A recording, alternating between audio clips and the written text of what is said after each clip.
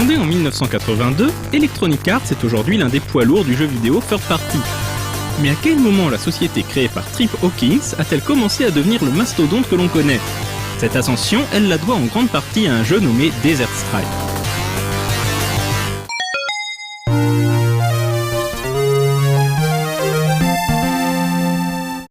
Derrière la série des Strike, il y a un programmeur nommé Mike Posen. À la fin des années 80, Posen se pique de réaliser un jeu vidéo.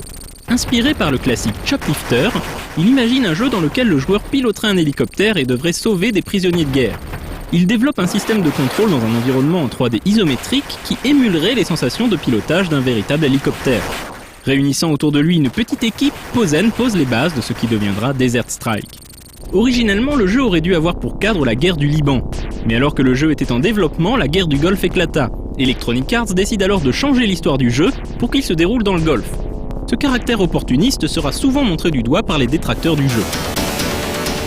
Dans Desert Strike, le joueur, aux commandes de son hélicoptère Apache, doit combattre un dictateur nommé Kill Baba qui vient d'envahir un petit pays voisin pour s'emparer de ses puits de pétrole. Toute ressemblance avec des événements réels, etc., etc. Mais ce scénario digne d'un nanar de Chuck Norris n'est qu'un prétexte, certes pas du meilleur goût. Après avoir décollé, le joueur doit accomplir une série d'objectifs dans le niveau. Le jeu est divisé en 4 missions non linéaires. Desert Strike est moins un jeu d'action qu'un jeu de stratégie qui oblige à prendre connaissance du terrain et des ennemis pour calculer ses trajets en économisant munitions et carburant. Il est toujours possible de récupérer l'un ou l'autre en cours de mission, à condition là encore de connaître l'emplacement des caches secrètes.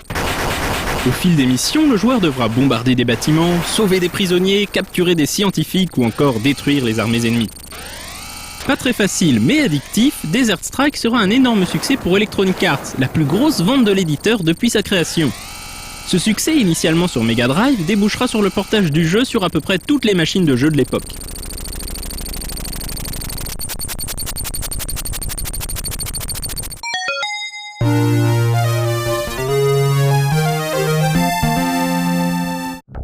Le succès rencontré par Desert Strike encourage Mike Posen et son équipe à se mettre au travail immédiatement sur une suite.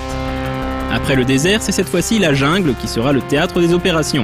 Le fils du dictateur, Ibn Kill Baba, s'est en effet allié avec le baron de la drogue Carlos Ortega et tous deux projettent de détruire Washington DC. La situation est urgente car les deux larrons possèdent l'arme atomique. Jungle Strike repose essentiellement sur le même gameplay que son prédécesseur. L'hélicoptère Apache a été remplacé par un Comanche, mais à part ça, les deux titres sont globalement très similaires. On notera la présence de missions se déroulant de nuit pour apporter un peu de variété, et surtout la possibilité de prendre le contrôle d'autres véhicules dans certaines missions, comme une moto, un hovercraft, ou même un bombardier F-117. Le jeu sera une fois de plus un gros succès, et sera là encore critiqué pour son caractère va-t-en-guerre et son pro-américanisme un rien primaire, en tout cas pas très subtil.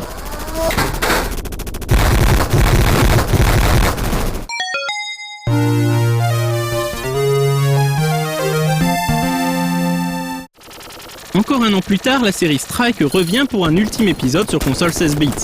Il s'agit cette fois-ci d'Urban Strike qui prend place aux 4 coins des États-Unis avec entre autres des missions à Hawaï, à New York, Las Vegas et San Francisco.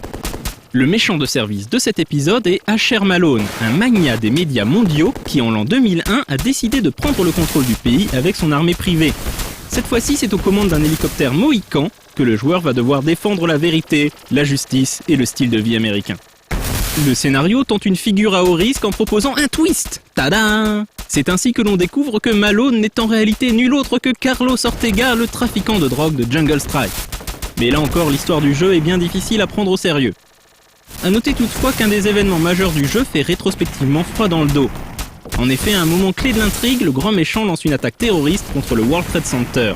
Rappelons que le jeu prend place en 2001. Une coïncidence bien malheureuse. À part ça, Urban Strike reprend le concept habituel de la série mais apporte une petite nouveauté sous la forme de phases se déroulant à pied à l'intérieur de bâtiments.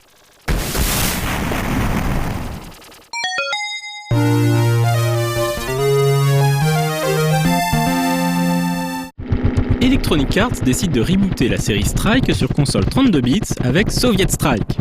La série passe cette fois-ci en 3D temps réel et propose une toute nouvelle trame scénaristique racontée sous forme de vidéo mettant en scène des acteurs live, comme c'était la mode à l'époque.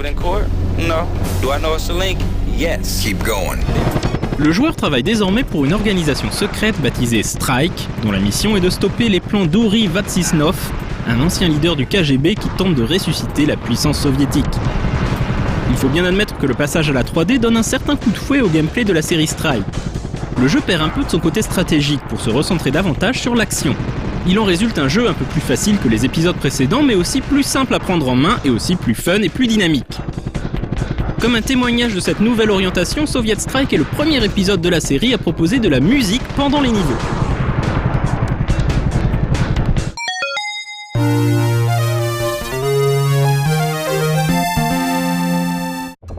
Un an plus tard, la saga Strike revient pour un ultime épisode sous ce nom avec Nuclear Strike. Poursuivant sur la lancée de Soviet Strike, tant en termes de graphisme que de cinématique, Nuclear Strike oppose l'organisation Strike à un énième ennemi habité d'illusions de grandeur. Cette fois-ci, il s'agit du colonel Le Monde, un ancien membre de la CIA qui a mis la main sur une ogive nucléaire et a décidé de s'en servir pour déclencher une 3e guerre mondiale. Proposant une grande variété d'appareils à piloter et ajoutant un radar pour repérer les ennemis, Nuclear Strike est un excellent jeu et en plus pour une fois, le méchant est américain.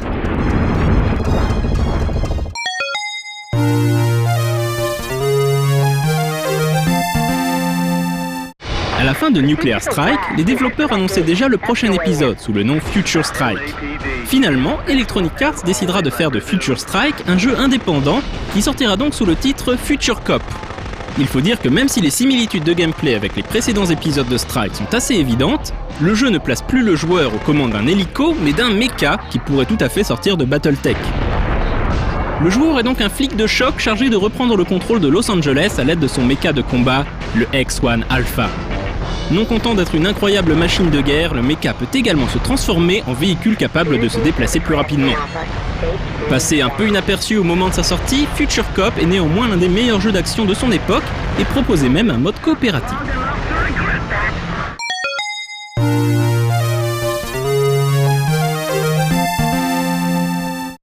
La série Strike fait partie des piliers sur lesquels s'est bâti l'empire Electronic Arts.